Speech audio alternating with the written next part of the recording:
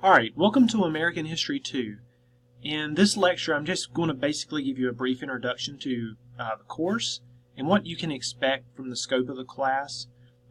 In the next lecture video, I'll talk about more of the requirements and policies involved in the class. But I just want to give you a brief introduction to American history. And just so you can kind of see what you can expect as far as content is concerned with the course. To kind of give an understanding of where we're headed, I want to look at 5 simple questions. So who? Who are we going to talk about this semester? What? What types of things are we going to discuss? When? When do the events in this course take place? How? How are we going to study history? And this is a question I get asked frequently, and I tend to, in these introductory lectures, try to tackle some type of a question. In American History 1, I tackle the question, why is history important? And in this class, I'm going to look briefly at what can I do with a 4-year degree in history? Believe it or not, I get this question from students oftentimes. So I'm going to try to answer each one of these questions as I go along. And the first question I want to look at is who. So who are we going to talk about?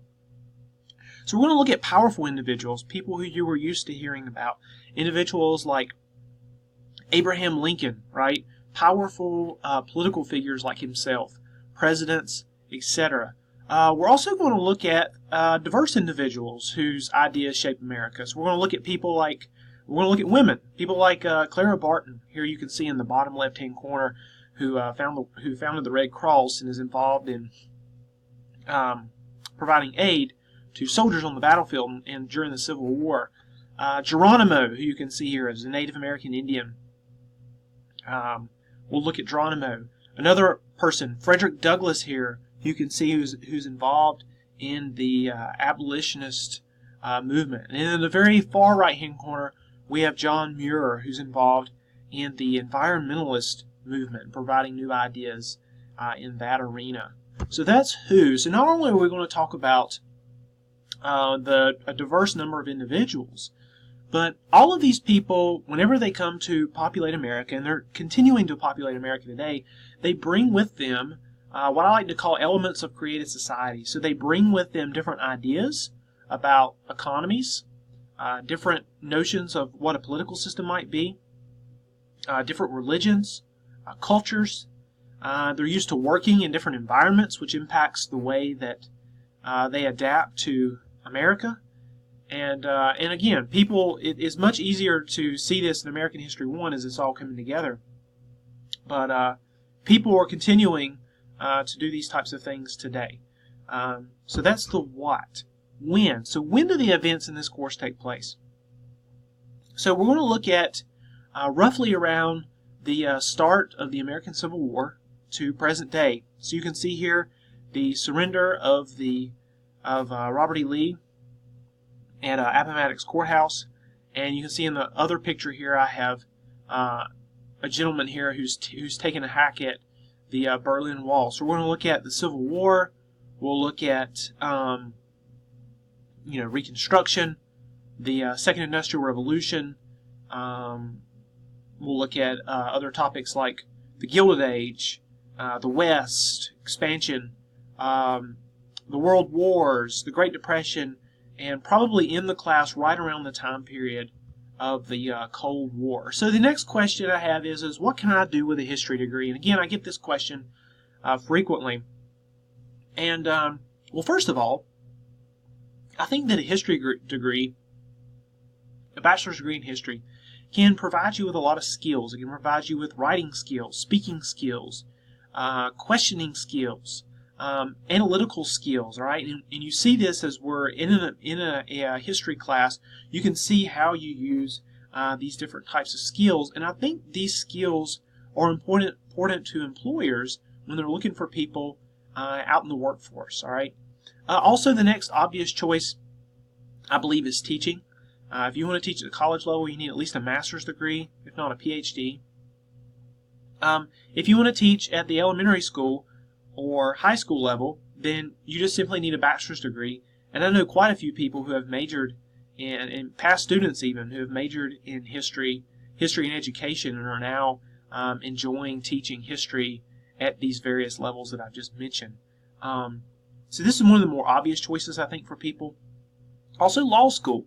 Law school, it's assumed that you have a basic level of history, and what you learn in law school is a lot of case studies and these types of things. So a lot of people who go into law school, they're either going to major in history or they're going to major in political science. Sometimes people even major in English just for their writing skills. But again, history is assumed in law school. It's assumed that you have sort of a basic understanding of history. So a lot of people major in history who are going to law school. Government. There are so many different types of jobs you can get in government. You can work for museums. You can work for historical societies. You can work for national parks. You can work for historic sites. So yeah, or really even just government in general. A lot of times people want to just, a lot of employers just want students who just simply understand how the system works. And even with a history degree, you may not even, the type of government job that you have might not have a whole lot to do with history itself, with the subject itself. But again, it's a great avenue. In state, local, and federal government, especially federal government, you can make a lot of money in federal government. But state, local, and federal government are some of the largest employees in the nation. So definitely you could do that with a history degree. Another avenue that's growing really rapidly is historic preservation. People are more and more interested in preserving the past. You'll see this through curators at museums, even individuals.